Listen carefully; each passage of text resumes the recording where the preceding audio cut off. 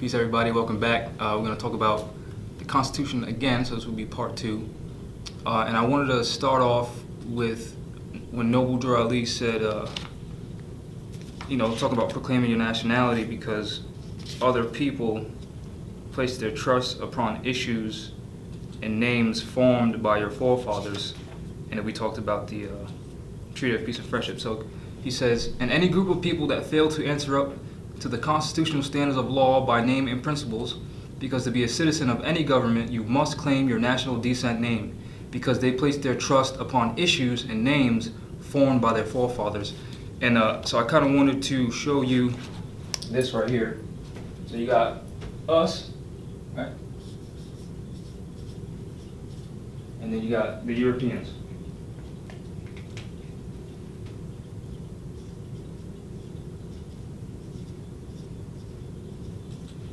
Right? So he's talking about a trust between us and them. So that would be the treaty.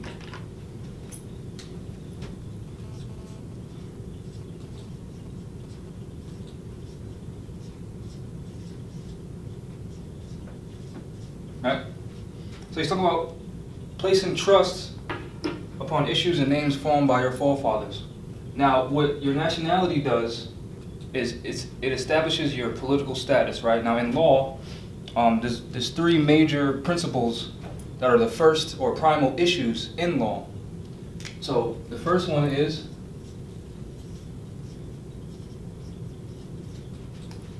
what is your status? If you're a Moor, then there's a treaty between you and them. So that's the first issue at law. You see what I'm saying? The second is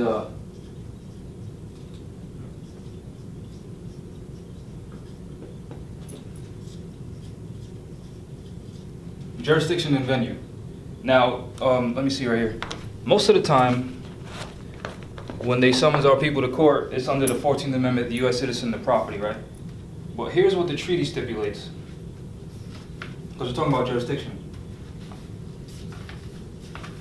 Here's what the treaty reads. So this is from the Peace and Friendship Treaty, sealed by Emperor of Morocco, June 28, 1786, and deferred to the American agent at Morocco, June 28, 1786. Additional articles signed and sealed on behalf of Morocco, July 15, 1786.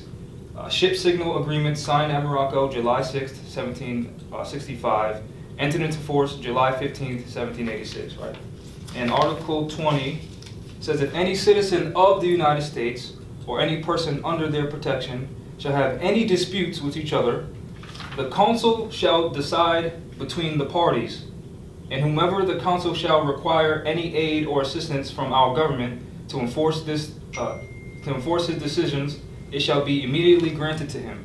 So if there's a dispute between us and them, the venue is a consular court, because this is 2 different nations. Well, the Europeans, the various nations, so the Franciscan Brotherhood, you got the the people that we allowed to be here in America or Morocco, right? You got the British.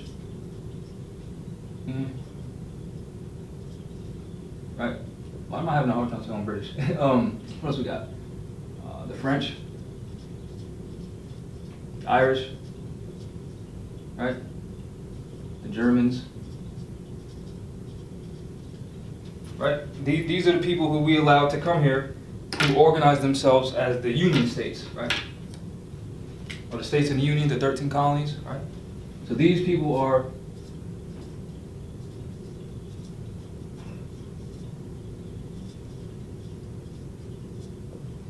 the Union State Society. So whenever you hear the U.S., that's them. They're Europeans, right?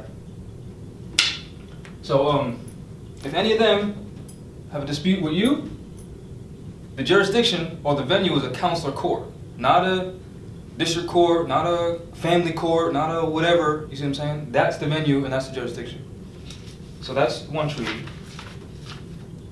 Here's another one, also talking about consular courts, right? And this treaty talks about the subject matter of crimes. So if there's a dispute, any dispute between a contract, you stepped on my shoes, so now you gotta wash it, we're gonna go to a council court to see if there's a real issue, you see what I'm saying? So this one is from The Treaty of Peace and Friendship signed at Tripoli, day 4 of November 1796. And this is Article 9. The commerce between the United States and Tripoli, the protection to be given to merchants, masters of vessels, and seamen, the reciprocal right of establishing councils in each country. So they're talking about here and other places like Tripoli, Tunis, stuff like that.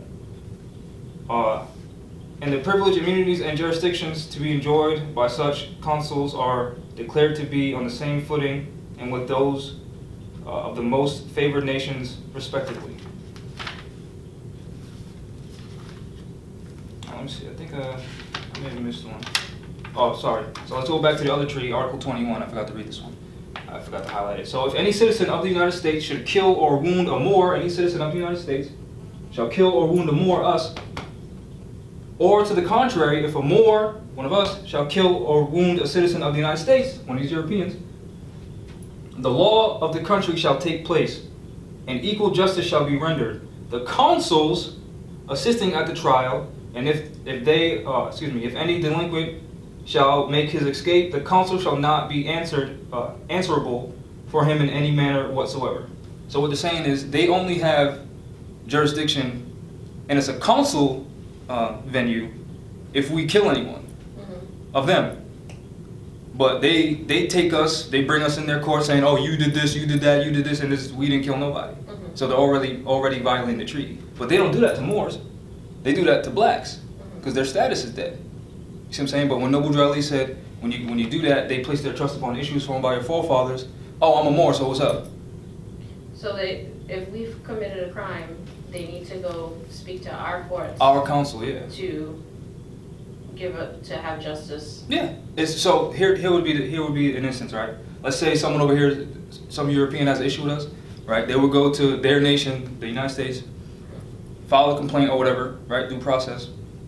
They would contact our people, who we have on the record. So there's no real there's no temple out here in the Narragansett territory, fraudulently called Rhode Island. So right now there is no consul because these Moors think that they're Negro, black, colored, and Indian. So there is no real council to treat this.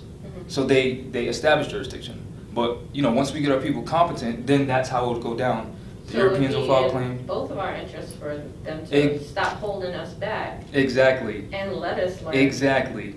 But they benefit off us being black and Indian because then our status is dead. So then they can do whatever they want to us. But once you correct that status, you enforce this. And then you can find evidence of that with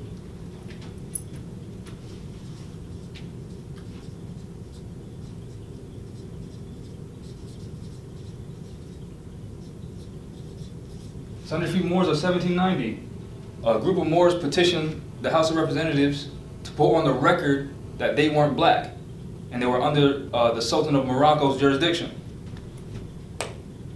They're talking about consular affairs. They put that on the record. So that you can't trial them under the Christian black codes because they're not property. That's the mental competence. Because they're jurists. So a jurist is just someone who's versed in law, someone who knows law. So in order to have a council of court, we Moors got to teach our people what's up. You see what I'm saying? Otherwise, they're just going to keep encroaching upon our rights. That's why Noble Drew Ali said that. We're cast in the fire and burned, and we're in prison, and we just go through hell because we're not competent. All right, so let's try to get back on topic, right? So once you establish this, who you are, so right, who are you? I'm a Moor. Okay, what's the jurisdiction and venue? Oh, we have a treaty with you, so that's the jurisdiction and venue. But if this treaty didn't exist, then there's wherever you are, they have jurisdiction over you. So let's say the Moors don't have a treaty with China, but I'm a Moor and I go to China. They're gonna ask me who the hell am I if I committed a crime, right? They're gonna say, who are you? Oh, I'm Moorish American. Here's my nationality card. Boom, boom, boom, boom, boom. Then they're gonna see if they have a treaty with China and the Moors. So they're gonna look for this. If there is no treaty and it doesn't stipulate council courts, they have jurisdiction because that's their land. So they can do whatever they want with me. You see what I'm saying? Unless I go to my nation and say, oh, I need help, here's the situation that I'm in. So our treaty protects us. Exactly. Our treaty protects us and our nation protects us. But black's not a nation, Indian is someone else's nation, and both of those are Christian property. Because the West Indies is a corporation company, just like the United States. So once you establish who you are, what the council court, who has jurisdiction, whatever the treaty stipulates, then you go into this.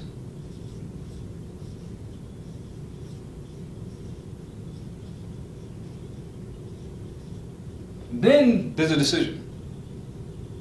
You see what I'm saying? And even with this, right? Even with this, that's a shitty arrow, but you got this right here.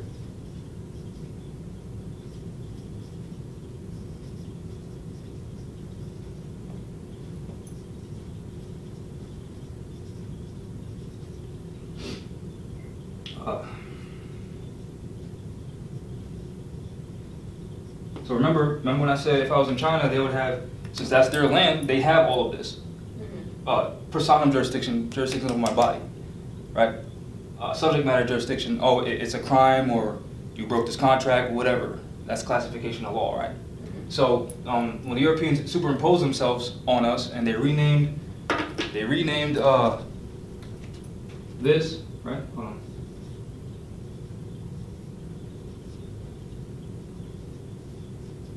They renamed this, right? And they converted it.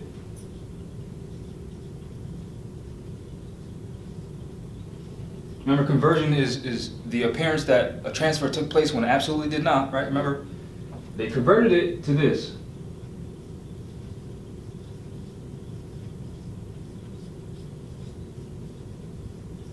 Right? So this is Moorish dominions.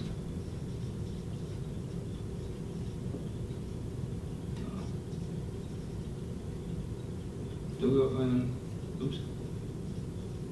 Moorish dominions, and this is European. So when you say you're a citizen of Rhode Island, guess who has jurisdiction over you? Europeans. And they have all of this, but they're not the land. This is the land. So these people, the Moors, have all this. But and remember, joint memorandum of understanding, the Narragansett started calling themselves Indian. And then they agreed that this law would apply to them and their people, because it's a commercial contract. You see what I'm saying? And this right here was always part of their plan.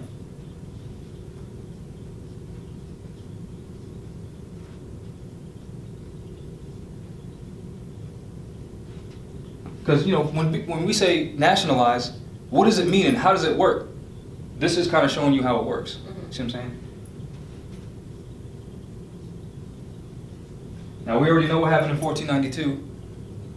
Their whole mission was to do this, to establish jurisdiction over the people and the land so that they can just rape us.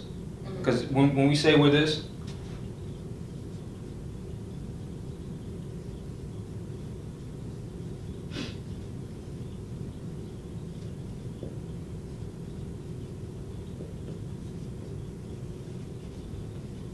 oops.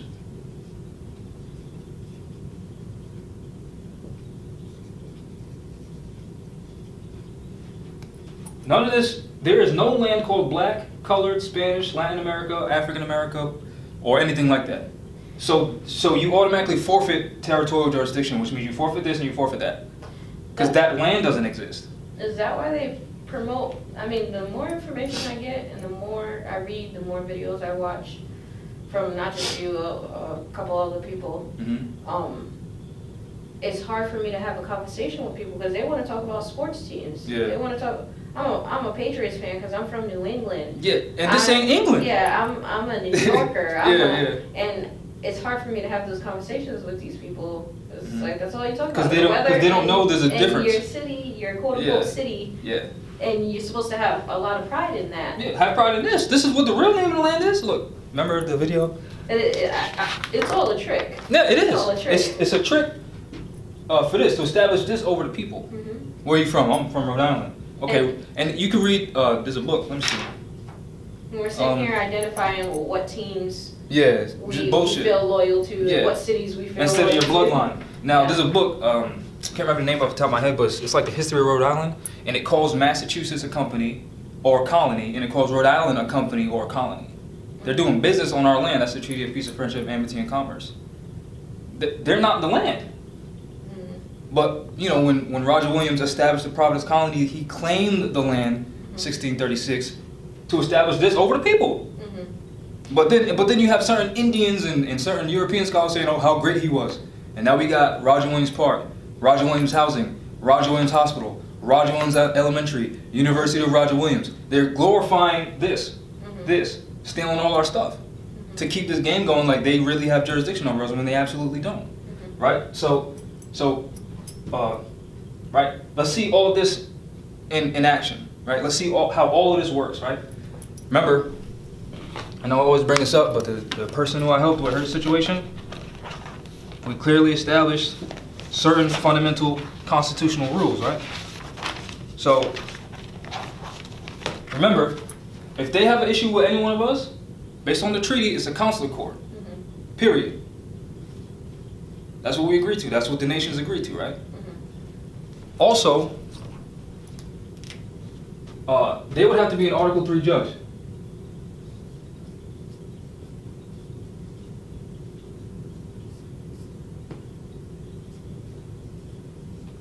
Because the Constitution is the supreme law of the land, right? And even if they are Article 3 judges, the venue still has to be correct. So it still has to be a consular court. That's Article 3 of the Constitution, right?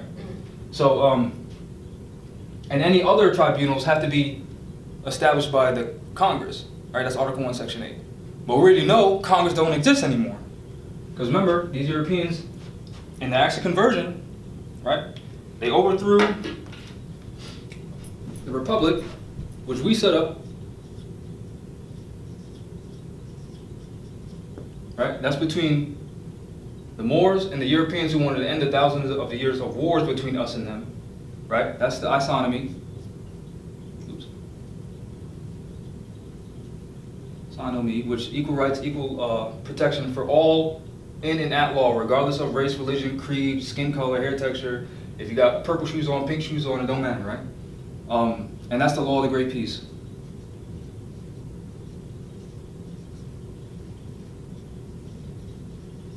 Right? That's the Iroquois law of the Great Peace. That we had operated on this land way before any European came here. See what I'm saying? So they overthrew that in 1861.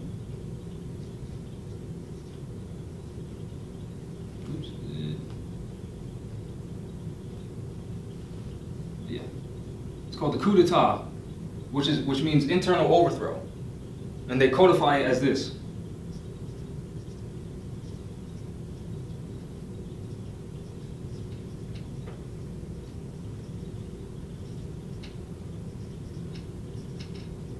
Oops. As Congress adjourned sine die, which means without day, which means they stopped being Congress, right? So they stopped being Congress in 1861. And then Civil War broke out, 1862. Why? Because the state of the Union was being infiltrated by the Inquisitionists, right? Civil War. Then Abraham Lincoln, prior to him being the president, he defended William Dungy the Moor and established for the record that he was a Moor, not black, because he was about to lose his marriage, his land, his labor, his estate, all of that, because that means your Christian property. You see what I'm saying? And then, right, Civil War.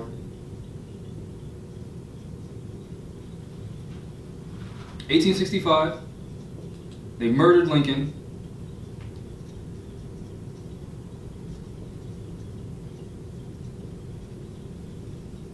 Because he was trying to free us. He set up the Bureau of Refugees, Abandoned Land, and Freedmen, which was set up so that they give us 40 acres and a mule, every man, woman, and child, and they nationalized us. Because, they had us in peonage, right? So they murdered Lincoln, and then 1868, the Bureau of Refugees, Abandoned Land, and Freedmen was squandered. All the money was gone. Because, their whole intention was to rob us. Yeah. Right? And then they created the 14th Amendment, which turns the living into the dead, the natural person into the artificial person. That's what that is, right? And then Act of Congress, 1871, is when they fully solidified what they started here, and then they created the democracy. Demo means damage, ocracy means power. That's what it is, they're demons, right? So they did that Act of Congress 1871, where So they stopped being Congress, right? And then their board of directors to the United States Corporation Company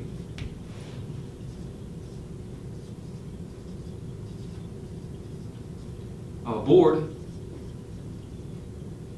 members, they started doing business as U.S. Congress. You see? So they stopped having the de jure power as stipulated by the Constitution for the United States of America, right? And they started operating in their de facto democracy status,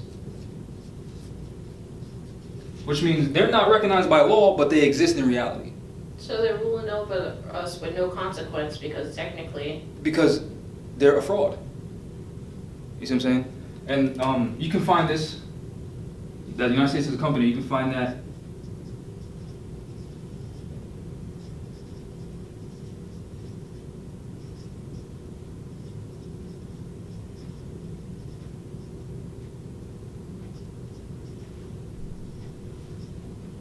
I really don't know how to do the subsection symbol, but I'll just write it out.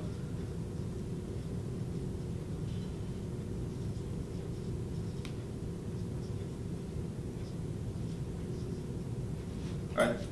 You can find, huh? Read it for the camera, because... Oh, Title 28, Chapter 6, Subchapter 176, Subsection 3002, definitions, number 15, alpha. It'll say the United States is a federal, which just means contract, corporation. Not the land, not the country, a corporation. Which means since they're not the land, they don't have this.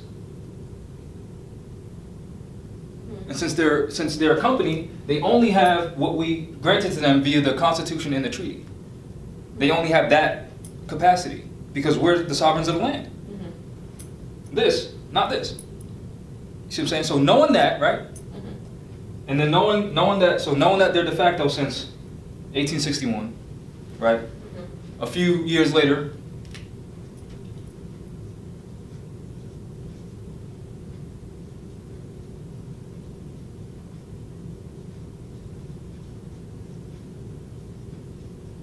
right?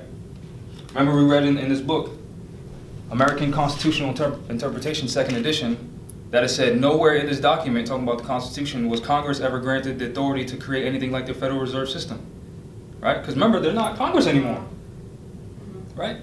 So they took all the gold out, Article 1, Section 8, and also Article 1, Section 10, meaning only Congress can make only gold and silver as money, and only gold and silver can be paid off for a debt, right? So knowing where Moore's not black, right? Southern Street Moors, knowing that, this person, she was facing obtaining money on false pretenses. There's no money. So what are you talking about? Knowing that only Article 3 judges prescribed by the Constitution can have any matter in anything in regards to Moors, and the venue is council court. Knowing all this, right? Knowing that they're tricking us, knowing that this ain't Rhode Island, because they try to send us to Rhode Island Superior Court. Knowing that nowhere in the Constitution does it stipulate anything like a Superior Court, and then in this very book, and when it talks about constitutional courts, it never mentions Superior Court. Knowing all this, right? Facing these charges, right? And we already know that the Europeans charge our people for crimes they didn't commit. We already know that. Yeah. Right? So it's kind of like our people know, like, oh, blacks were committed of raping European or white women, you know what I mean? And that gets the emotional argument, so they mass imprison all our people. Right? So this is just another example of it, of them bringing fraudulent charges because they're de facto, they're frauds against our people. And we're just using knowledge to combat it, right? You see how all of this, all of this is involved? Yeah. But people think, oh, they just don't like us because of our skin, or why'd you commit the crime in the first place? Well, first of all, it was no crime. Because if you know due process, you already know in order for a crime to exist, there has to be an injured party. And we put that in here, right? So here's the situation, right? They're trying to say she took all this money, and this was going on for like 500 days or some shit like that, right? She sat down with me for like 2 days. We went over this like a crash course, like for hours. I was telling her about this stuff, and she's been studying on her own. And I said, well, there's no contract, there's no piece of paper with these people bringing these charges against you. That's because when we're dealing with law, right? I don't know if you want to zoom up with this first, because I'm about to erase it, or whatever.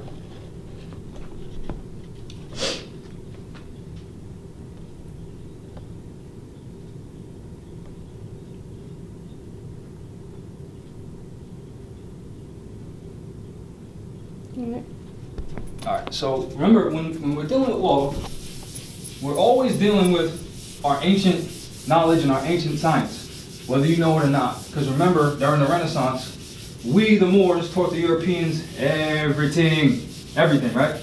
We taught them everything. So there is no such thing as European law, or what they try to say, the white man's law. Well, we're the white men, so it's our law. You see what I'm saying? So we taught them everything. So we're always dealing with our stuff, our ancient principles, our ancient knowledge, right? So with this situation, remember, with her situation, we're dealing with ancient Kemetic law, Ma'at, right? The 7 Hermetic principles, right? So we're dealing with this. We're dealing with this. We're dealing with this.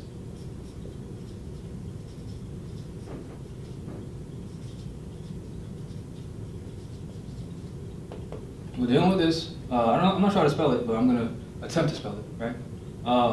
Actually, I don't want to spell it. I'm just going to spell it the English way.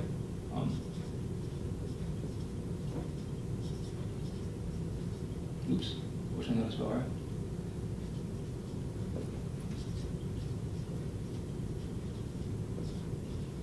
Or the Medunetel, which is the Kemetic way of saying it, right? So we're dealing with this. So you know my eye is like this, right? She's looking. You know what that is? That's this.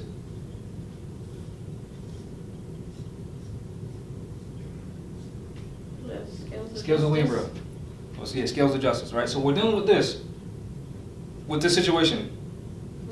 That's what it is. We're dealing with ancient Kemetic, ancient Canaanite, ancient Moabite law, right?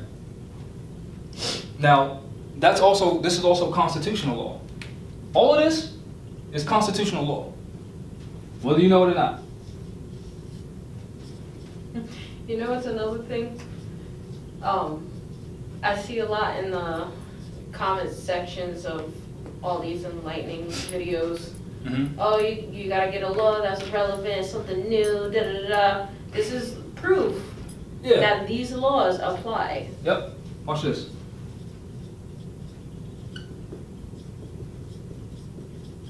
Now, right, the Constitution says you have the right to face your accuser, right? And the judge, who's supposed to sit right here, is supposed to, look over to make sure no one's rights gets violated, right? And then you got the defendant, and you got the plaintiff, right? Because they're weighing to see who's right and who's wrong, right? And the judge's sole job is to make sure whatever's balanced, that's what it is. That's why Lady Justice, she's blindfolded, she's standing on the book, she got the serpent, which represents wisdom, and she got the sword, and she's blindfolded, because it's non-biased, right? It is what it is. So whoever gets chopped off, right? So we're dealing with ancient stuff, right? Cause and effect. That's called due process. Right? Right? In a way, it's called due process. So anciently, 7 Hermetic principles, cause and effect, constitutional law, due process, right? So you always start with the mother, right? So this would be the cause. Now I wrote something down a few days ago dealing with this. Now I'm just gonna read the definition of due process from the law book, Lex Law Dictionary, 4th edition. Put it on the record. Good. All right. So due process of law in each particular case means such an exercise of the powers of the government as settled maxims, principles, maxim means principles, of law permit and sanction, and under such safeguards for the protection of individual rights. He's making sure no one's rights is violated, right? I was pointing at the judge. Hold on, let me write it down.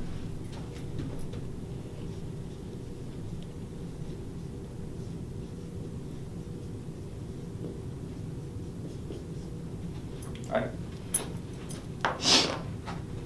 As those maxims prescribe for the class of case, classification of law, to which one in question belongs. Wherever difficulty may be experienced in giving to these terms of definition, which will embrace every permissible exertion of whatever difficulty may be experienced in giving to those terms, a definition which will embrace every permissible extortion of power affecting private rights and exclude such as is forbidden, there can be no doubt of their meaning when applied to judicial proceedings.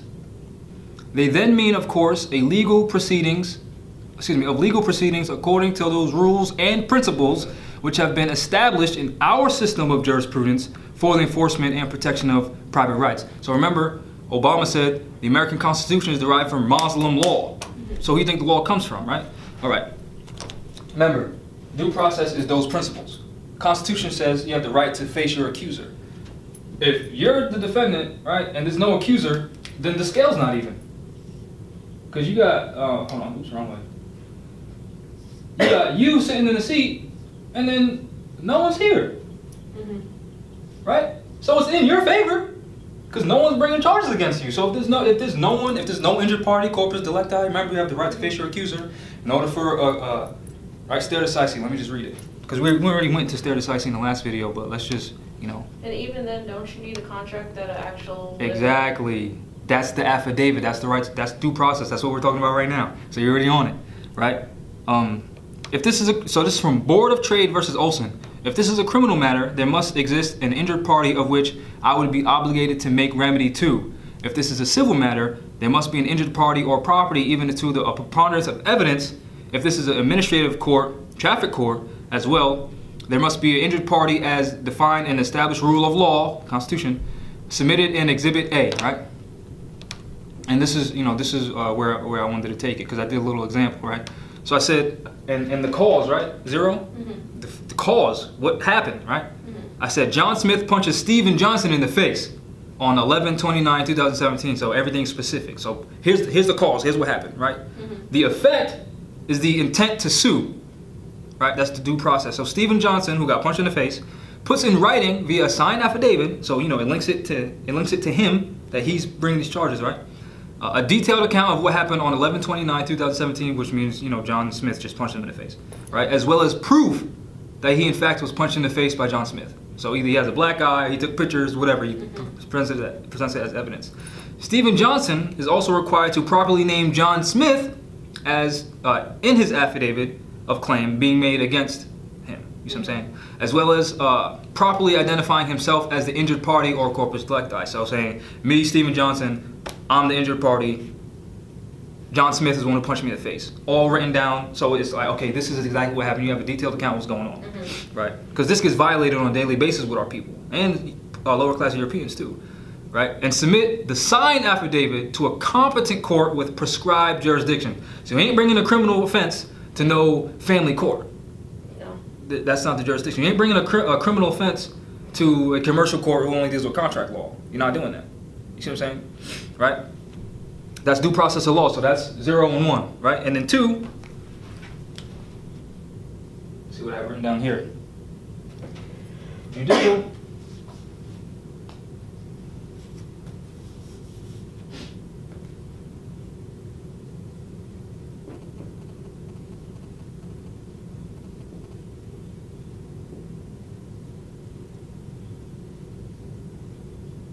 You got the judicial review and indictment, and this is all part of due process.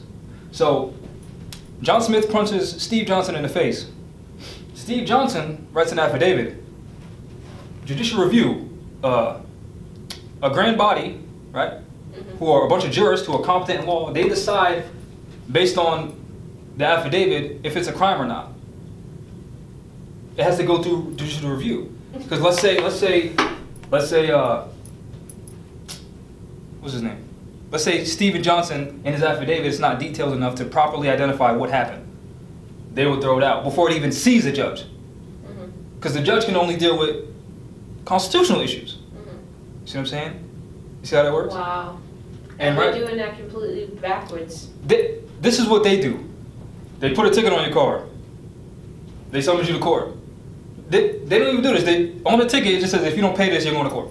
They skip due process. And then you get that there's no jury, it's just the judge. And then anything exceeding $20, you have the right to trial by jury. They don't do that. Because they only deal with commerce. Remember, they overthrew our government. They're only interested in making it seem like they're doing this, making it seem like they're legitimate, and get money out of you. So get finance out of ultimately, does the quote-unquote judge have the authority or the jury? None of them do. Because they're not in the right. Because they're not in the proper jurisdiction. Okay. They're de facto, right? So they're not even judges. They're administrative clerks, or what you call a magistrate, or magi. They're magicians. That's right.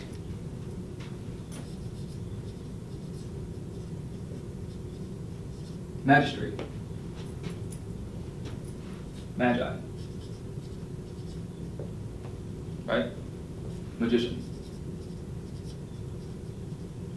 What do magicians deal with? They deal with spells, right? What did I just do? Didn't I just spell that? Aren't they using words like, now, don't believe anything I'm saying. Go to a court, what they're calling a court, and listen to what they say. They're making it seem like, oh, do you know that?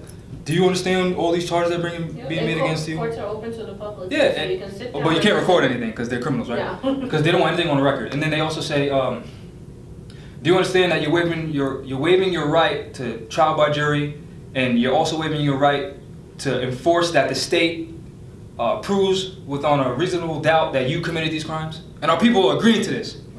So they're not being tricked. They're asking you, do you know what's going on? Are you competent? And then you say, yeah, when you're not. So how are you even being trialed by jury in this crooked court if the jury doesn't even know the rules? Who? They don't even Who doesn't know? The jury. Exactly. That's also part of the problem. Remember 1902, General Education Board, Frederick T. Gates, John D. Rockefeller, they want to make us dumb. So that the magi, the attorney, and the prosecutor, who all represent the corporate state, who are all colonists, can rob us.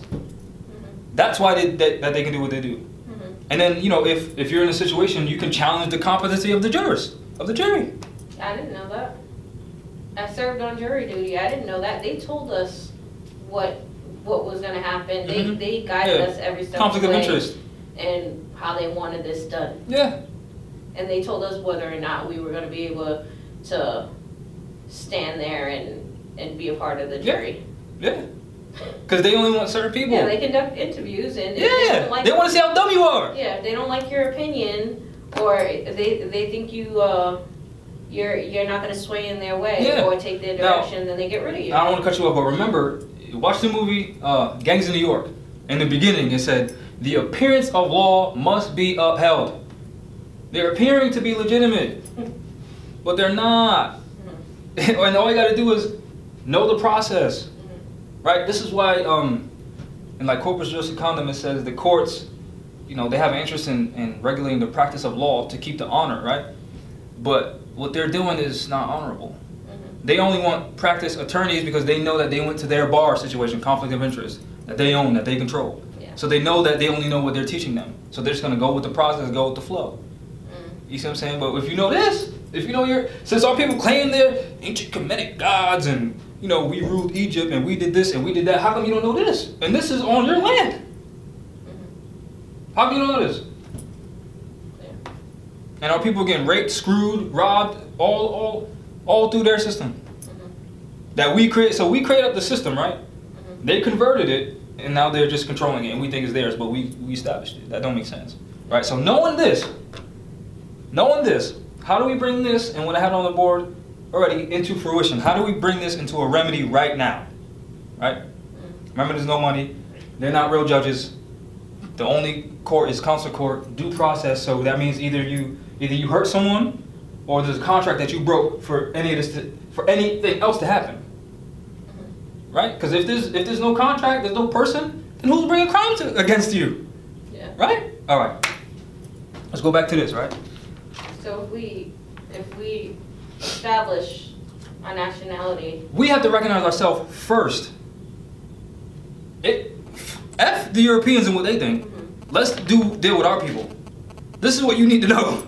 So once you recognize your nationality, once you. This is all. And it has to start in here, because man is mind. If you look at the definition of the word man, it will say mind. You know? All right. And they're magicians, so they're dealing with spells. So when they write, let me see this. All right, if I do this right here, what did I just do? You wrote a spell. Didn't I cast a spell, so now you see a cat in your head? So when they got on the robes, and they're talking like United States Constitution, you're in the state of Rhode Island. Aren't they casting spells? Yeah.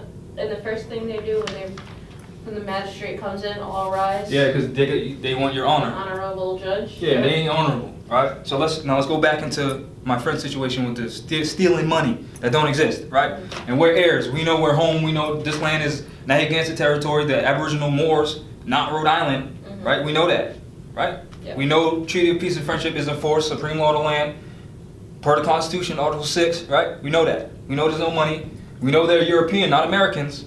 They're Europeans, pale skin, right? Pale skin. I mean, they don't look like this, but pale skin Europeans, right? They're not Americans. U.S. citizen doesn't mean American citizen, right? We know this, right?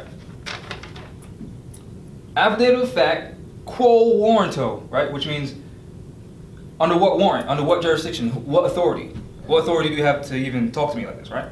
And additional information. Notice to the agent is notice to the principal. Notice to the principal is notice to the agent. That's pretty much saying UCC 1-202, which means I gave this to your clerk. I did my job. I can go live my life. You try to summons me to this place. Here's my rebuttal, my special appearance on paper. I'm gonna go live my life now until you respond, right? And if they don't respond, they're default, which means the case is dismissed, right? So I'm kind of going off, but this all applies. You know what I mean? Yeah. So this is what we said to them, to the Europeans trying to get her to pay something that doesn't exist, and there's no injured party present. No one's bringing claims except for the so-called state of Rhode Island, and the state of Rhode Island is a corporation, right? So let's keep that in mind.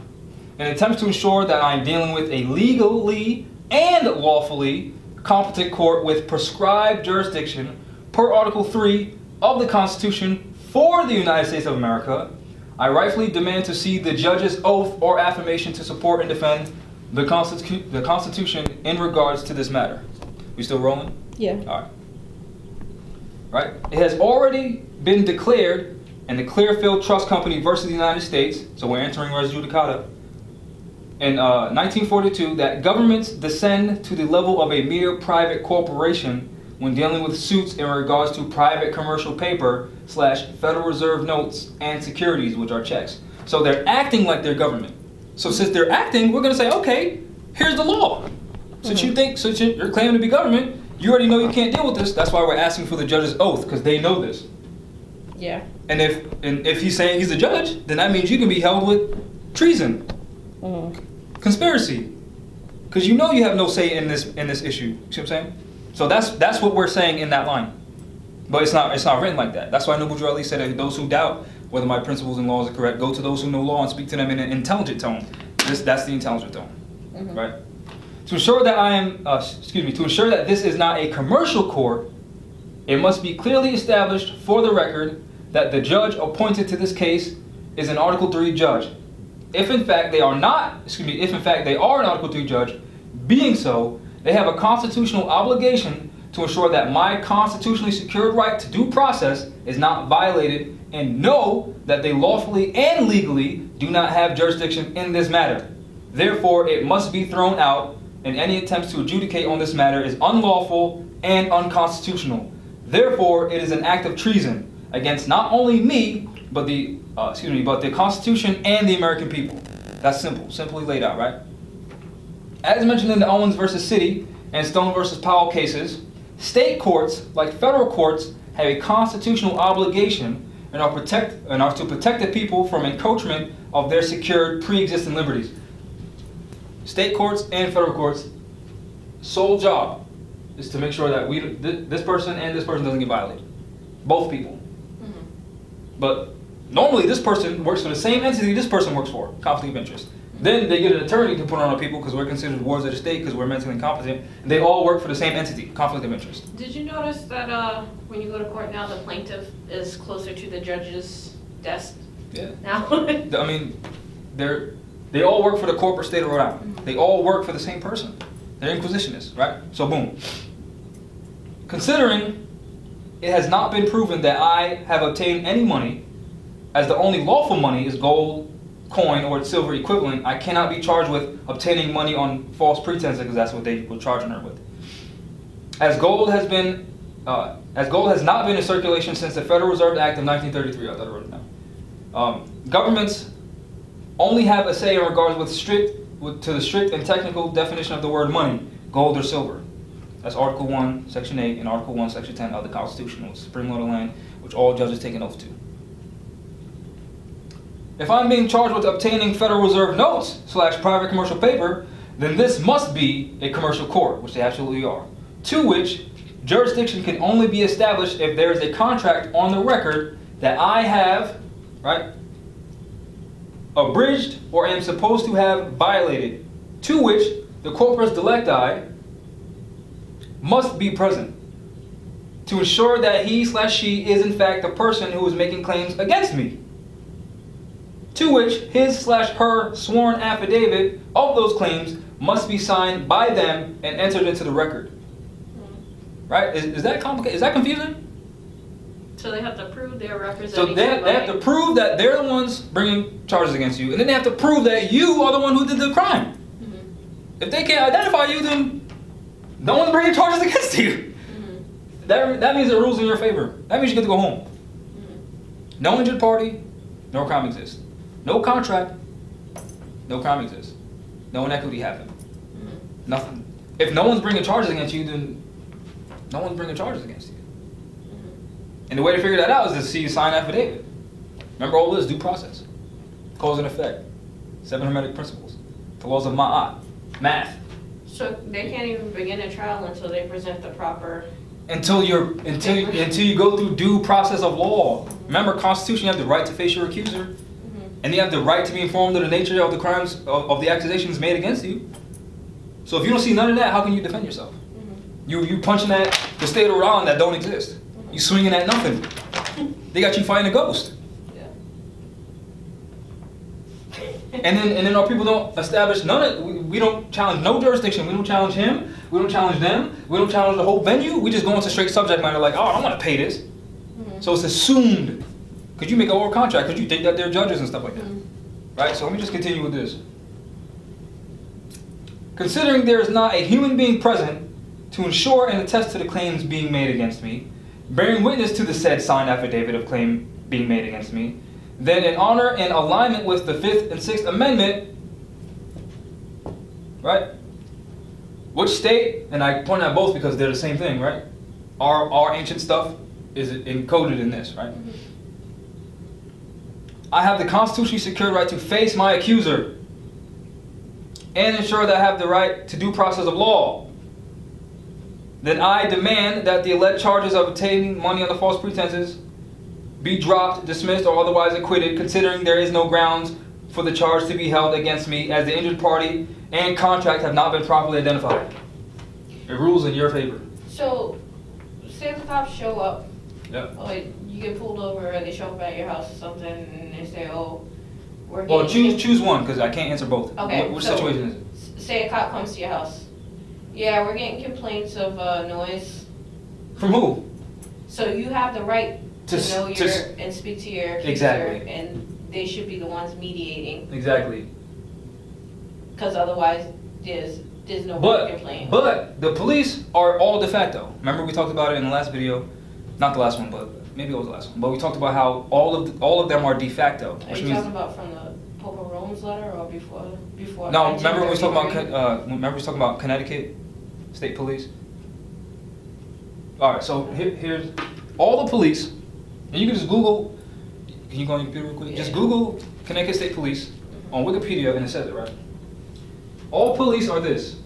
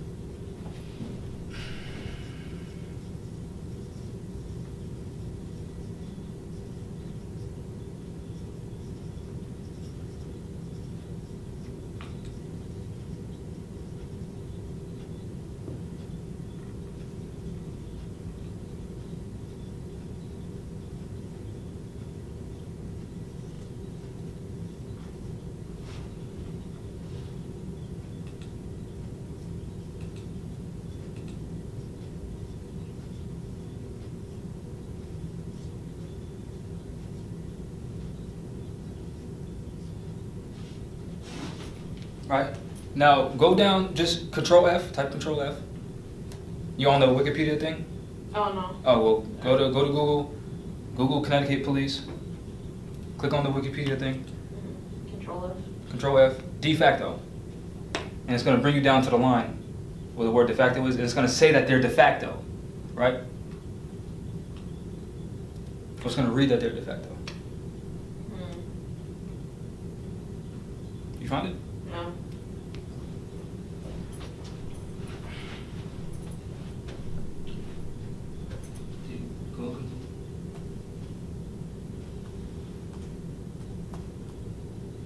Wow. Now, can you read it? The Connecticut State Police is the primary law enforcement agency for approximately one-half of the state's 169 municipal and services as the de facto highway patrol from the state's roadways and expressways. Now stop right there. Now click on what de facto means. It has a link to the word de facto. And it means this: not recognized by the Constitution nor the American people, not recognized by law. Meaning the Constitution didn't stipulate anything like that. Remember in this book we read also the FBI, Federal Bureau of Investigation, CIA, none of them were constitutionally sanctioned, right? The only law enforcement are the sheriffs.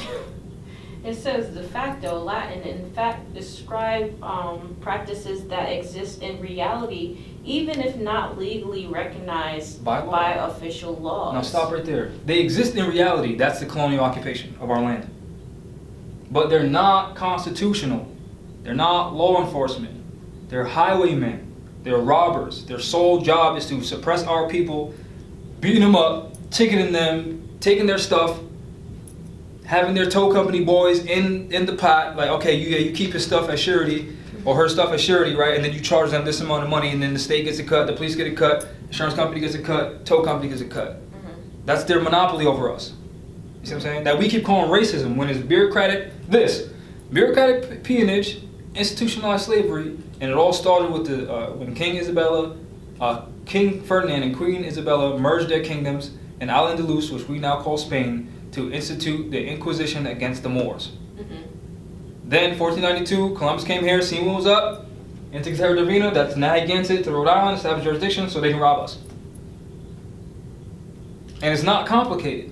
It's just our people aren't taught the history in school, right?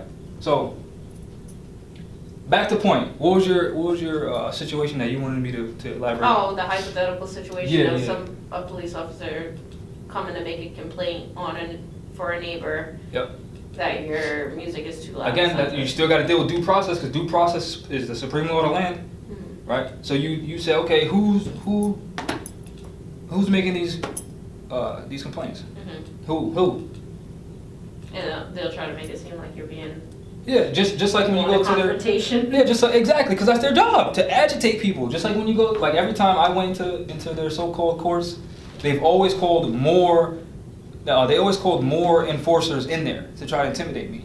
They always do that because they know who we are. They know who's woke and who's not. They know. So they call more bodyguards in to try to intimidate people, right? So when you're in this situation, they say, oh, the state of Rhode Island is bringing charges against you. And we already know the word state means a group of people bound together by common law. So the state is the people. But we already know they converted that into the state of Rhode Island, which is a corporation company. So that means you have a contract with the corporate state of Rhode Island. So produce that into the record that you allegedly broke. If that doesn't exist, rules in your favor. And the judge knows that, because he's not really a judge, he's a magistrate, he's a mason. He knows all this stuff. He knows that. But these people, the judge or the magistrate, the attorney, right, and the prosecutor, are all officers of the court, right? So, I know we have limited time, but we said there's more to it. I've talked about this several times, right? And then we got it dismissed. And this is what the so-called Superior Court said, right? This is what they wrote. They wrote, the state would be unable to sustain its burden of proof at trial, therefore this matter is dismissed, sealed, embossed by the Superior Court of Rhode Island. But this... So that's the way of saying we can't even do We can't prove anything. We can't prove that they're a judge. We can't prove that you stole any money. We can't prove that there's an injured party. We can't prove that we have jurisdiction over you. Because there's no contract, and Treaty of Peace and Friendship is the supreme contract, supreme law. So they can't even prove that they're the de jure United States. Because they're not.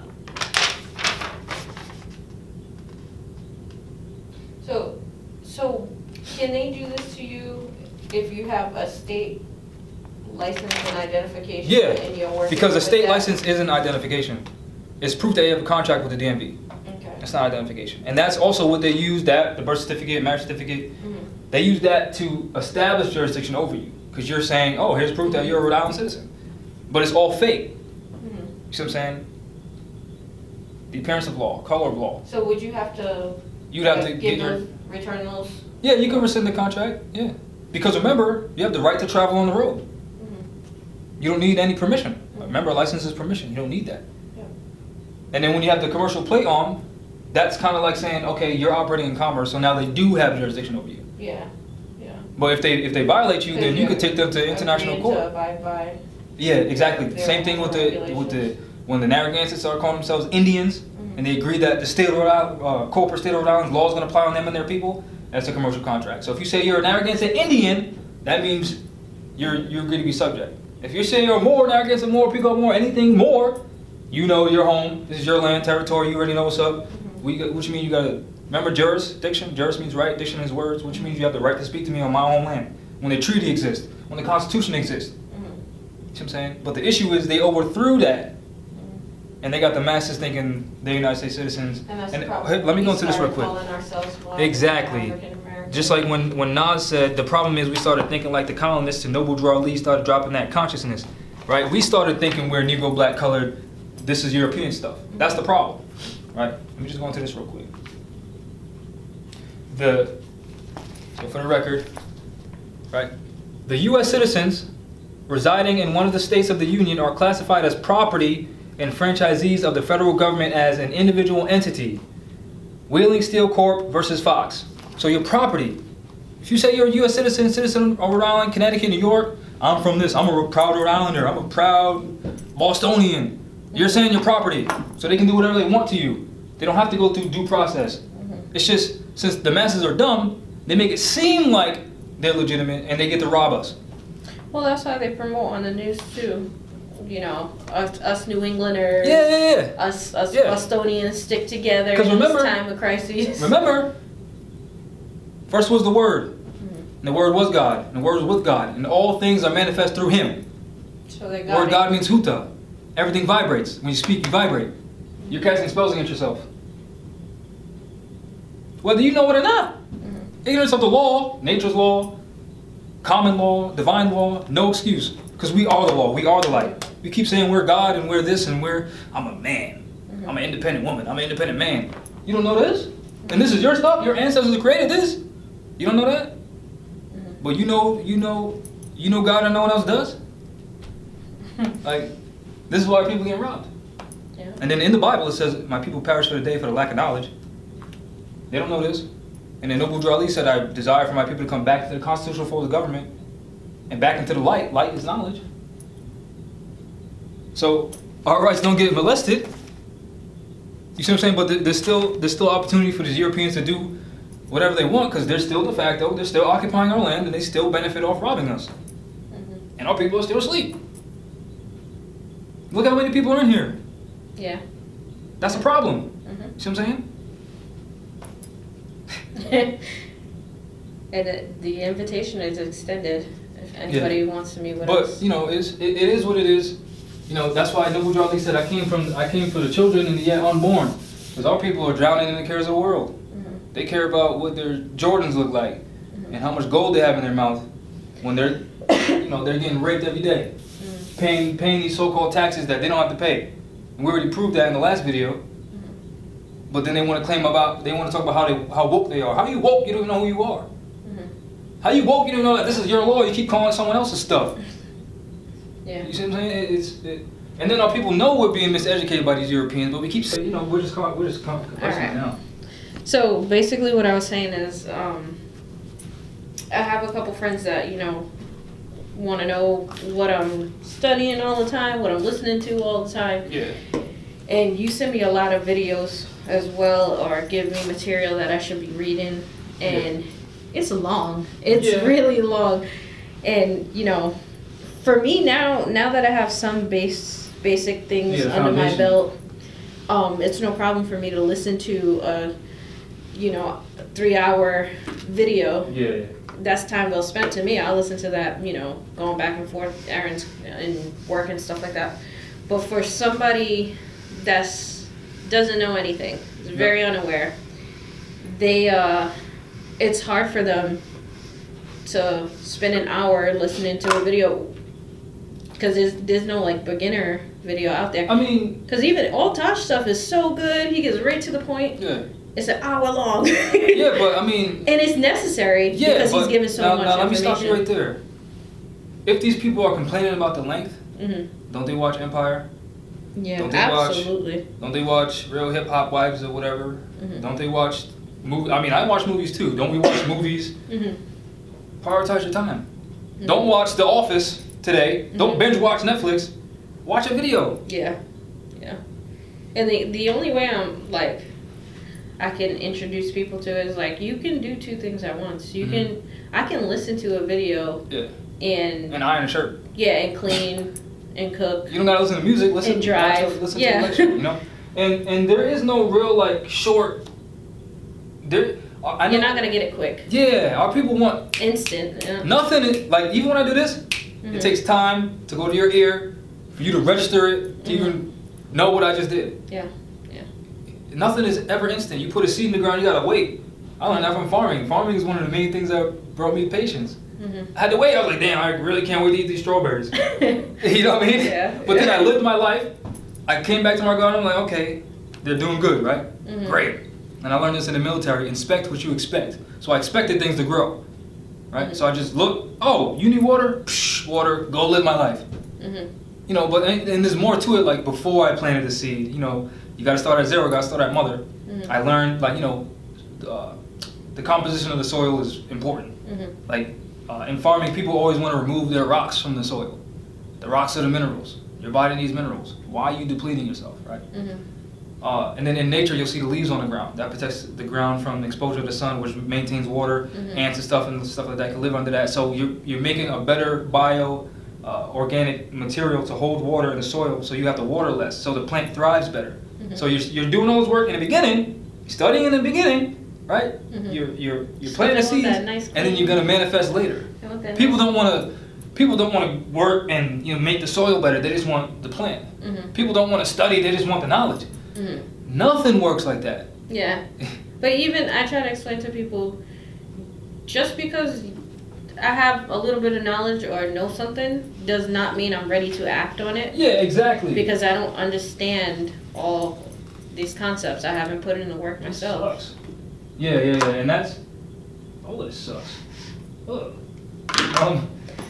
Yeah, and it's kind of, I'll be the first one to admit, when you're first going through this stuff, it's kind of scary. But if we want to claim to be men, since when do men let fear control their lives? And then we're already in poverty, we're already in this situation, so it's either you do something about it or you don't. And if you don't, then you're an enemy. And there's no gray area, there's no, well, he's a good person. No, if you don't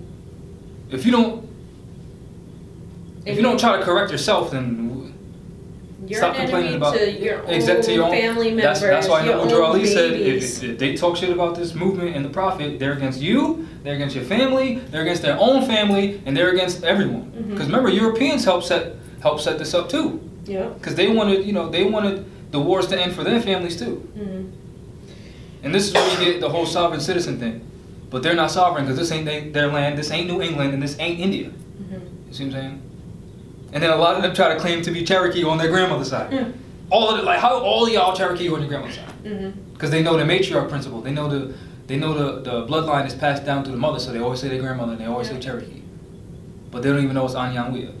You see what I'm saying? Yep. And then they call themselves Indians. So how you native to the land, you don't even know that the land's not India. Mental incompetence.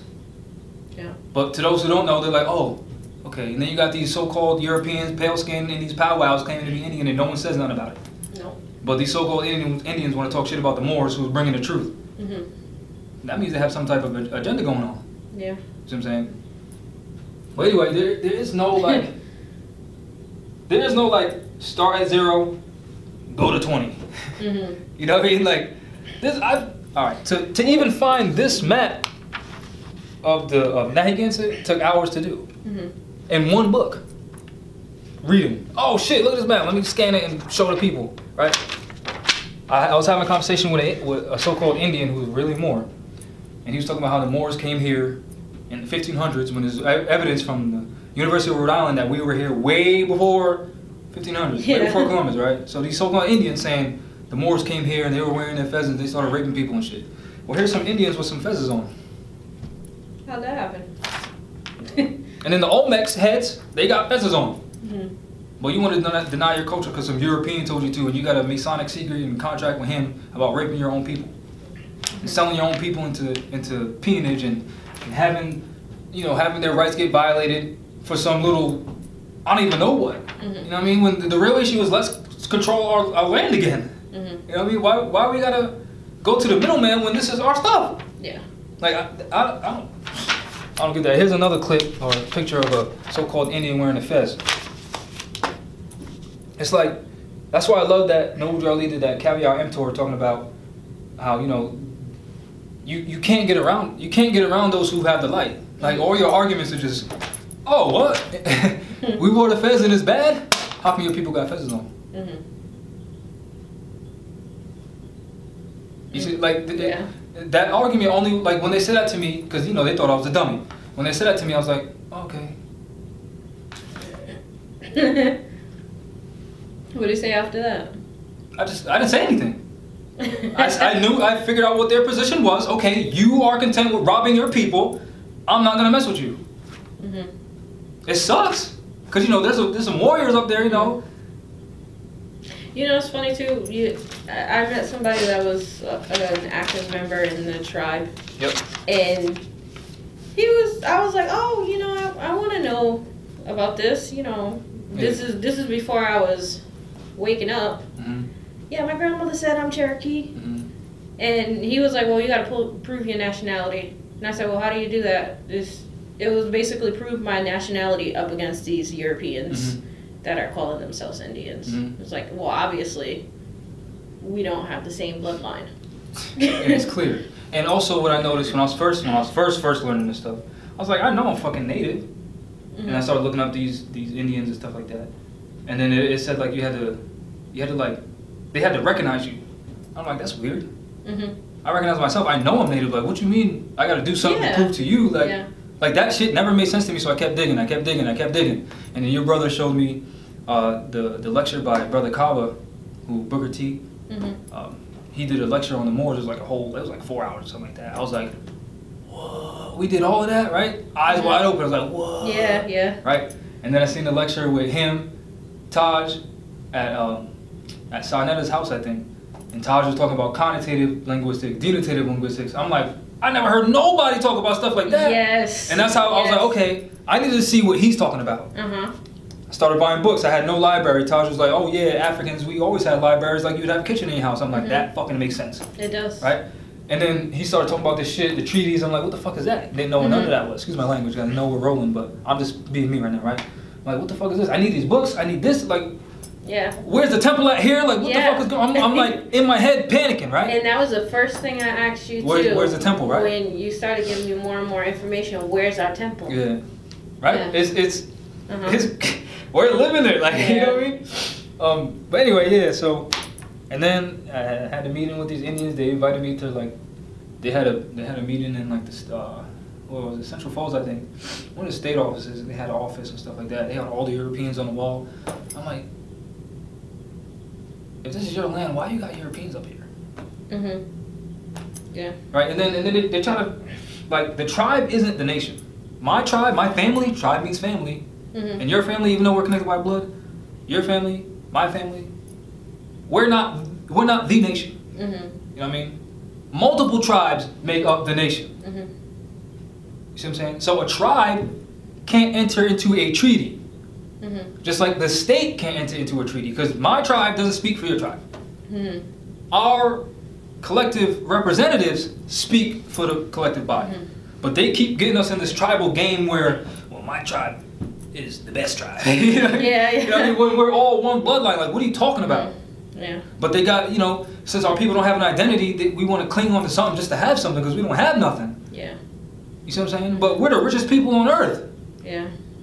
Turtle Island, the Maghreb, Alaska, this is the promised land. This is the land of milk and honey. But we don't see it because we think we're from over there. Yeah, we don't think it belongs to us. Yeah, and we keep playing the victim of we've been abused by the Europeans so much. Meanwhile, our so-called black leaders and Indian leaders are robbing us and selling us to them. Yeah. So we're not innocent. And then we know, like, as an example, the so-called Christian black people, right? They're proud Christians. Spanish Inquisition, right? We already know about the Crusades. We were taught a little bit about it in school. We already know that they were forcing Christianity on us. Yeah. So we already know that that version of Christianity is not real Christianity. But we're worshiping it anyway. And then they got the pale-skinned European. And then even in the book of Revelations, it talks about like what the beast looks like, right? And the beast has like a cut. If you look at the image of what they call Yahshua, what they call Jesus, isn't really him. He's on the cross like this, looking all sad. He got a cut. Yeah. Right. And then they talk about whoever doesn't align themselves up with that, they get murdered. That's the Spanish Inquisition. And then they say, you know, no one would be able to buy and sell unless he has the name or the mark of the beast. That's the social security number and the birth certificate. You see what I'm saying? And then even also in the book of Revelation said hair like lamb's wool, skin like bird's brass, and they got a pale skinned European up there and they're worshiping that. And then they try to say, oh, it doesn't matter what you look like. You know, I asked a woman this week, very, very religious. Now, it's not religion that they get. Well, they get. Hold on. Let me show you something real quick, right? Let me cast a spell real quick, right?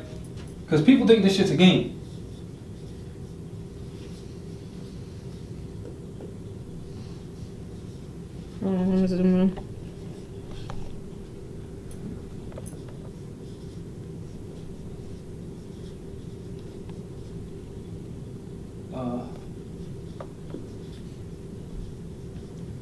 Right.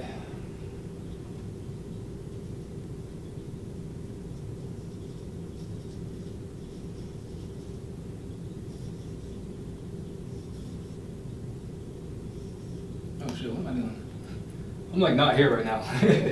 I'm like, what the hell is I doing? All right. Oh yeah, it's right here. Right.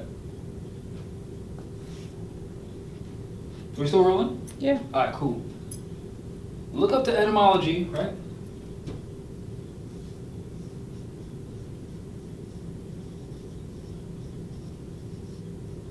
Look up the etymology of the word religion, and you'll see it means to tie back to, or to bind, or to realign with. Realign with what? The cosmos. All in the book of genetics, like in the very beginning, book of Genesis in the Bible, it talks about as above, so below. As it is in heaven, so be it on earth, right?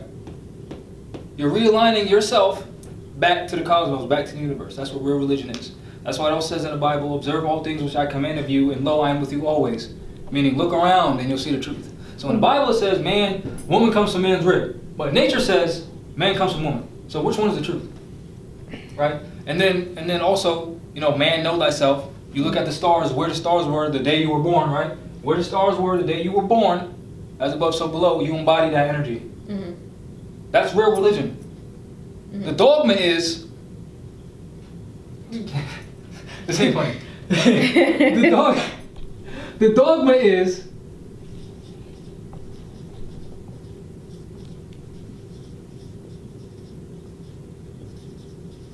that's fake. Well, how is that even possible? Exactly. Naturally.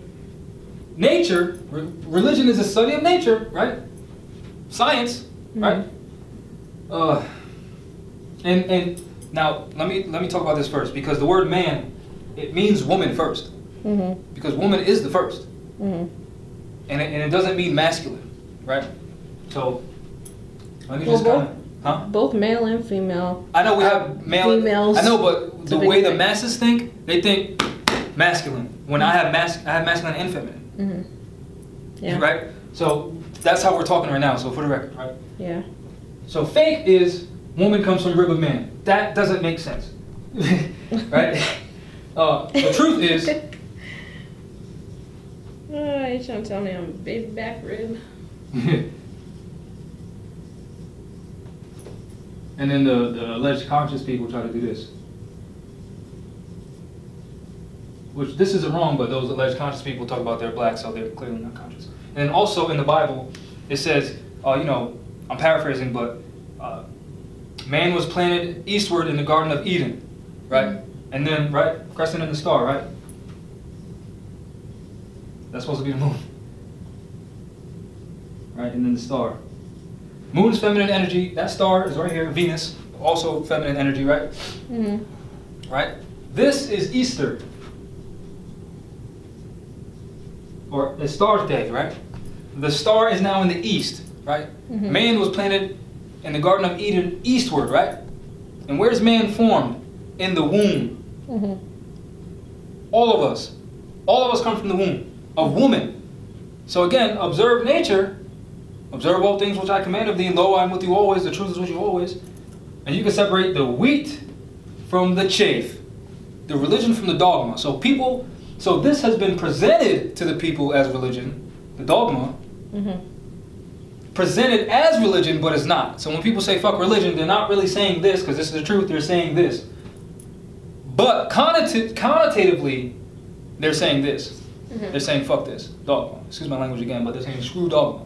But they're saying this, and what you say is true. So you're saying F the truth, really. Yeah. When you should separate the wheat from the chaff. Don't say F this, because this is our salvation. Say F this. This is saying,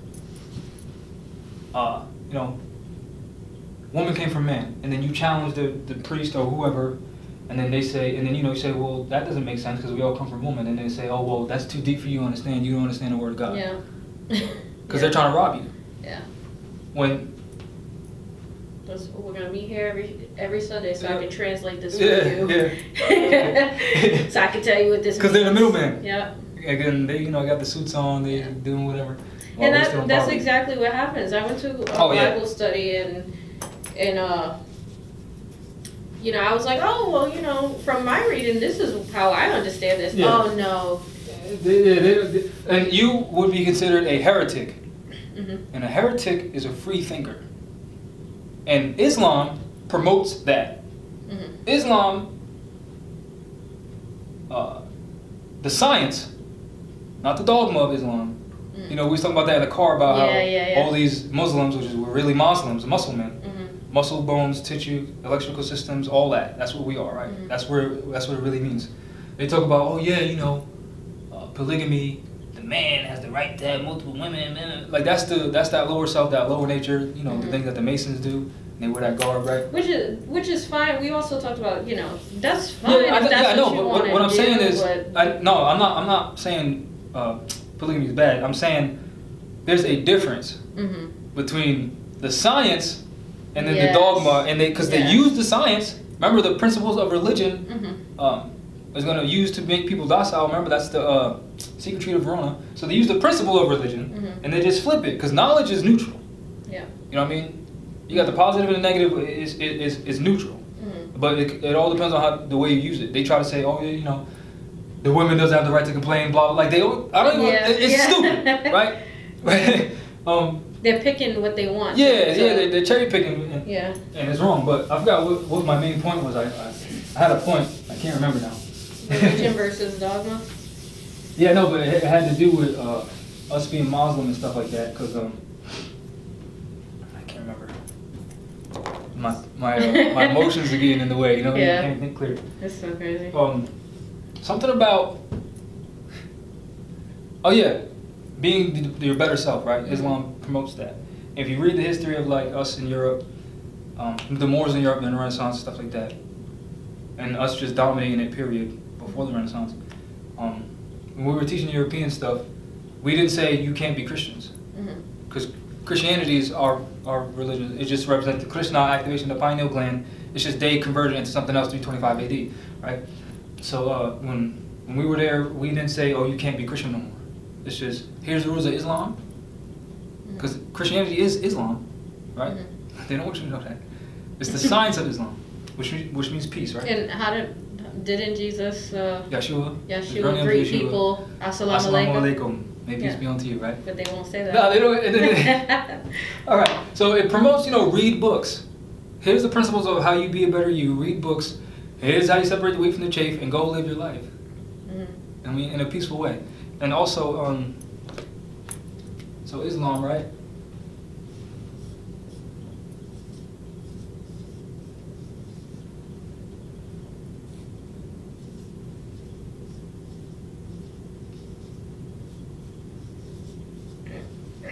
So when they say there's a war on Islam, what are they saying? So Islam comes from shalom, which means peace. So when they say there's a war on Islam, what are they saying? There's a war on peace. War on peace. And when Obama said the American Constitution is derived from Muslim law, it came from us, right? So Islam means peace. The Iroquois law, the great peace, right? We're the ones who helped set up the republic. And then Obama says, Constitution derived from Muslim law. So those Iroquois people are clearly Muslims. So they clearly know about Islam. And read any history book, they call us savages and stuff like that, but they always mention how peaceful we are. Yeah. And also, how we savages, but we're also entering into treaties and contracts with y'all. Like, come on, right? It also represents, it's also an acronym.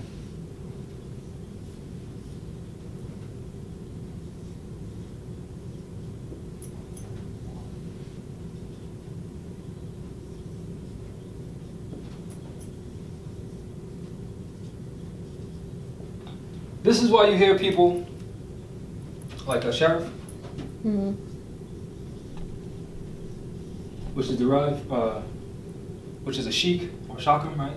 And they enforce the law and they protect people's rights and all that kind of stuff. That's why you hear the sheriff say, "I am the law," right?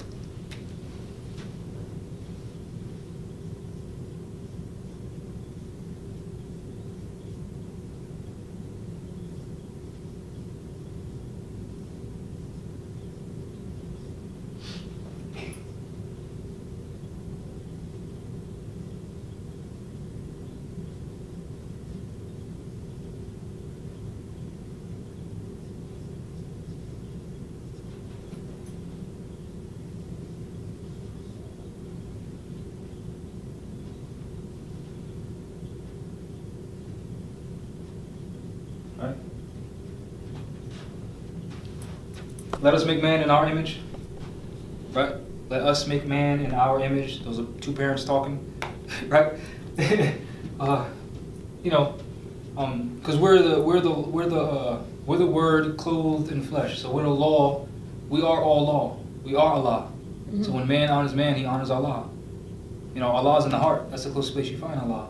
Right? And then your fourth and your sixth chakra are connected. So Allah is also in the mind, so man is mind. See what I'm saying? And so this is why sheriffs say, "I am the law," because they have the light, meaning they know the law, so they have the knowledge. All the prophets, Noah, Ali, Yeshua, Confucius, the Buddha, all of them, they say they are the law. They're the embodiment of it. Ain't nothing wrong with that. And then they say, "Where do you get your authority from?" "Oh, I get it from God, Allah. I get it from Allah." And that's it. It's simple. I had a conversation with someone, and right, it was on Facebook, and I said, they said Islam doesn't mean peace. I was like, "What are you talking about? It's derived from this." And it was like, "No, it's not." Like, it was a big debate, right? Not an argument, a debate. An argument is establishing facts and stuff like that. They were just disagreeing, and then someone who spoke Arabic came into the conversation and revealed it, and then they just shut up. What are you gonna say against someone who studies the language and can speak it fluently? Like, come on. It's just people that their ego, like they don't got. That's what we were talking about. They just want to be right. Too. People make arguments, and that's why I told you I watch things that I don't necessarily agree with or like, because I want to see both sides of the argument. Yeah, just like when I spoke to those Indians, they were talking about the feds, but oh, look at these Indians with the feds on, but they're not Indians, they're Moors. You know what I'm saying? And then also in one of the books I was reading in the library, the one that we went to last time, it was closed, not the law library, the other one. Yeah. In the very first page, it talks about how every time, like if you go into Secretary of Rhode Island, Like there's like a civic and history page.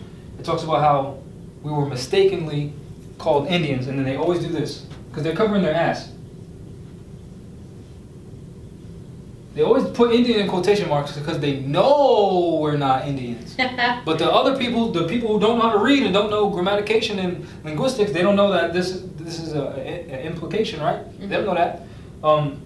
So they're admitting that they know that we're not Indians, but they call us Indians anyway to keep the dummies dumb, mm-hmm. right? So they know we're not. And then in all the books that I read, it always says mistaken as Indian, misclassified as Indian, branded Indian, confused with Indians. Mm-hmm. So that means we're not, right? Yeah. But the dummies just listen to their so-called sagamores, right? Which is a chief, right? They listen to their sagamores.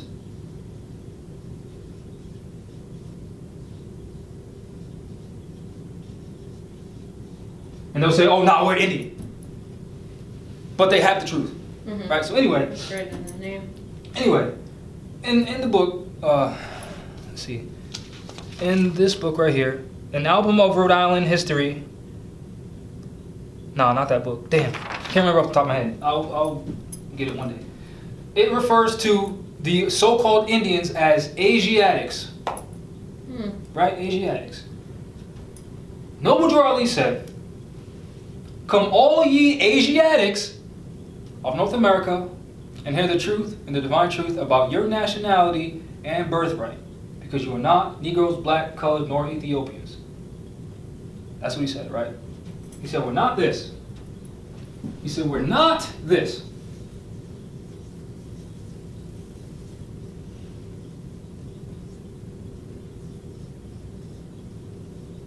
Right? And these people right here are also classified as colored. Did you know that? Yeah, did you know that? They're classified as colored. So when he says Asiatics, and in that book written by a European, he refers to us as Asiatics, that means we're not Indian too. And then Noble Drew Ali told us the Moors wore the fez, right? Moors, only Moors wear fezzes. Then we got these so-called Indians wearing fezzes. But then these Indians are going to deny that we're Moors. This ain't India. All right, but you know, those same people that will say that they're not Moors will call themselves Sagamores. And then sheiks, or shakum, which is a sheik, or a sheriff. And then if you look up any Native American culture, any Moorish culture, it's always a matriarch. So they got the clan mother, right? The clan mothers, right?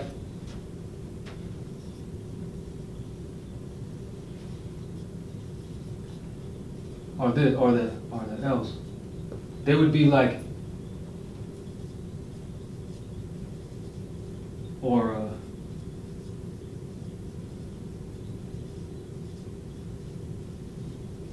right? Congress or the legislative branch of government. Because the law comes from Elohim, Eloah, right?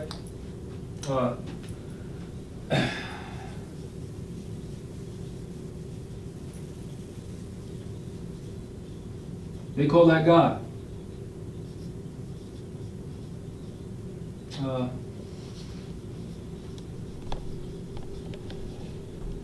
Pretty sure that's about that, right? 7 planetary energies, right? The woman, the creative forces, that's woman. So, female, who is the first, the womb, is the lawgivers, right? And then also, you'll see. Right now, I'm just going right now. Right now, I'm just going because when I first started learning this stuff,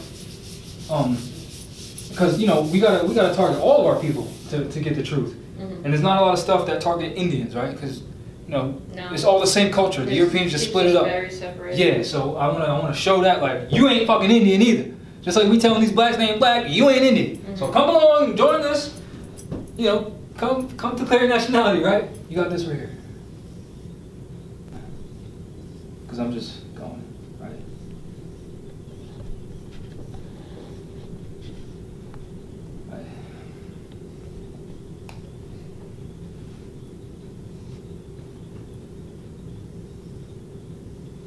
Is that a dream catcher? You know, Indians are well known for this, right?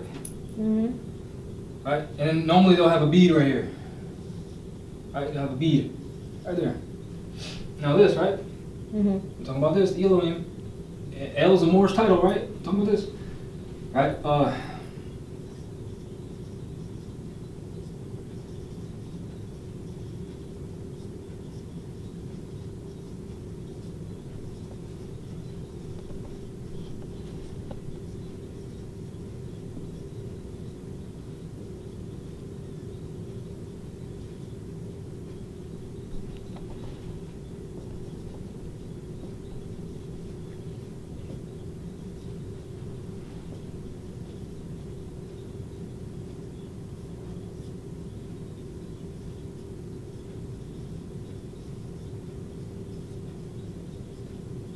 I'm kind of scribbling because I'm a little tired, but so the 7 major planets, right? Sun, Moon, Mars, Mercury, Jupiter, Venus, Saturn, right? In Spanish, Domingo, Lunes, Martes, Mercules. I can't really remember my R right now. I can't remember what it is for Jupiter. And then Viernes, and then Sabado, right? 7 major planetary forces that we have ruling this planet. And then we have the 7 chakras. That's what I was just thinking. Right? 7 chakras. And then there's 7 days in a week, name them. The 7 days in a month, name them. The 7 days in a year, name them. Right? And then you got, this is also this.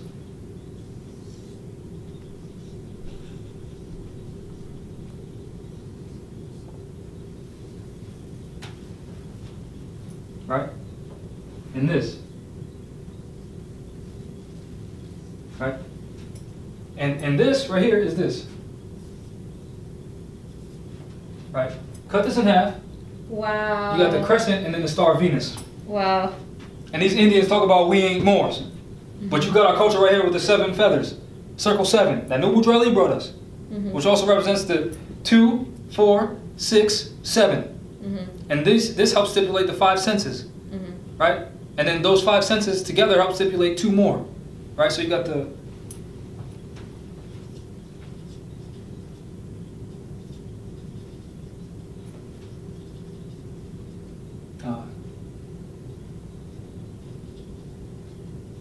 right? What am I missing? Oh. 1, 2, 3, 4, 5.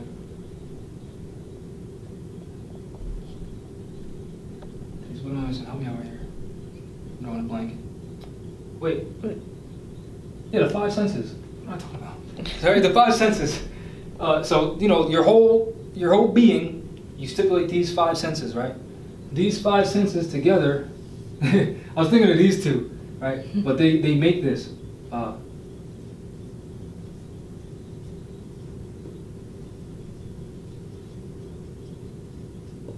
Insight and intuition, which makes an abstract 7. So you got the 7 holes in your face. You got the 5 senses, and then these 5 stipulate another, which makes another 7. So you got an abstract 7, right? And then you got 7 continents, 5 oceans, 7 seas. Wow. And then the Moors were known as sea-faring people. And read the Bible, you know, man has dominion of all the earth. That's the continents. See how we are the all, we are the embodiment of the all? Right? And then the so-called dream catcher. That was amazing. I wouldn't, that's crazy. Yeah, you wouldn't know that unless you knew this. Yeah. You wouldn't be able to see the connection unless you had the foundation. Because now looking at it, yeah, and then you got the zodiac sense. wheel, as above, so below. Right? The Aries, cardinal points, the 4 cardinal points, the Aries, the Cancer, the Libra, the Capricorn. Right? And then you'll have the picture of Yeshua's head, right? The circle 7, his face, right? Yeshua, right? You got the hair like lamb's wool, you know, the dreadlocks, and then you got the halo around him. And then the bottom of the halo is connected to his spine. And then you'll have the openings, the 4 gates. Wow. And they'll call this the logos, or the master seal. And then what did Noble Drew Ali put on our literature? What did he put on there? Do I even have that? Yeah. What did he put right there? The logos. Mm-hmm. And he talks about the logos in the book. Right. And then he says it's the uniting of Asia, calls us Asiatics. And in that book written by a European calls us Asiatics. Mm-hmm. Right? So these are feathers, 7 feathers. This would be the zodiac wheel or the mundane cross. Sometimes that's what they call it when they do this. Call that the mundane cross, right? Mm-hmm. And then they do that.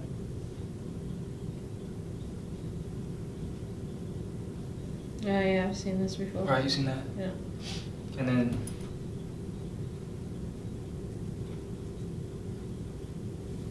you got the yeah. 90 degrees. Right. Mm-hmm. And then I was in the military, right? Which is all Moorish signs. Mm-hmm. And then Masons, they'll tell you to put your feet at 45. 4 plus 5 is 9.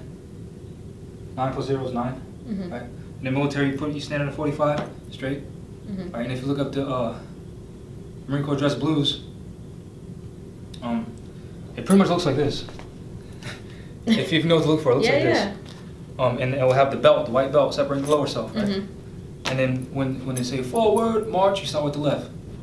And you'll see this in ancient Kemetic statues and stuff like that. Starting off with the left. Left is the heart. Mm. And then Noble Drew Ali, he doesn't have it on this picture, but you'll see Noble Drew Ali like this. Yeah, I've seen it. And you'll see the Masons with they'll tuck it in their shirt. They'll do that. Yeah. And he said, I took the cover of all secret societies. That's why it's not tucked in? Huh? That's why sand is not tucked in anything? Yeah, that's why you don't gotta hide it. It's not a secret. Mm-hmm. So, boom. And you make that 7. Woo! Do you see that? No, bro, it makes a 7. Yeah, I see it.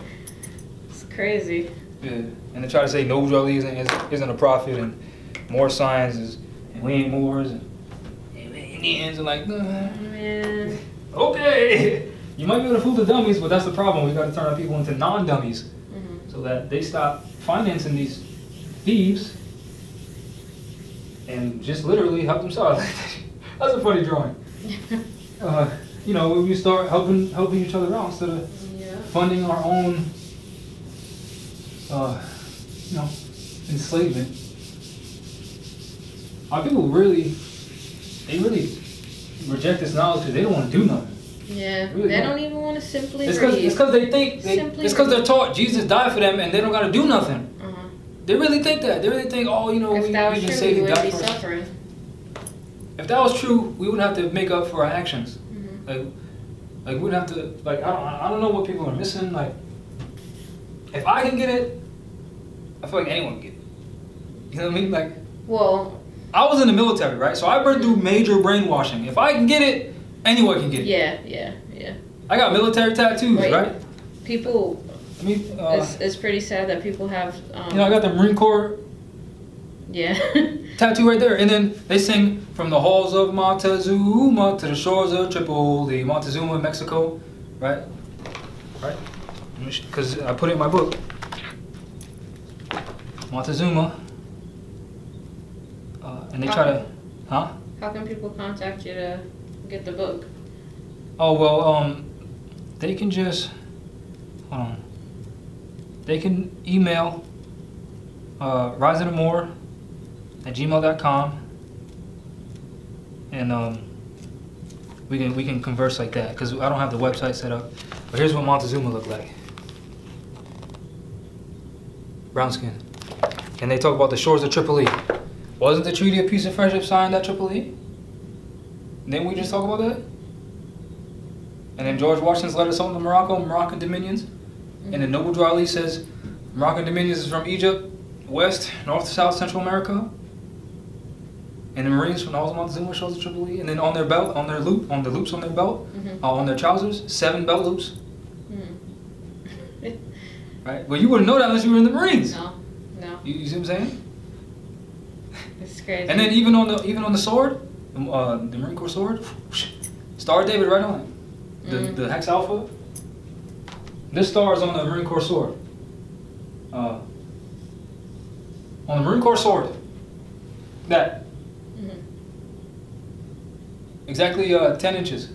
So when they say draw, sword. Oh wait, is it? Hold on, let me see.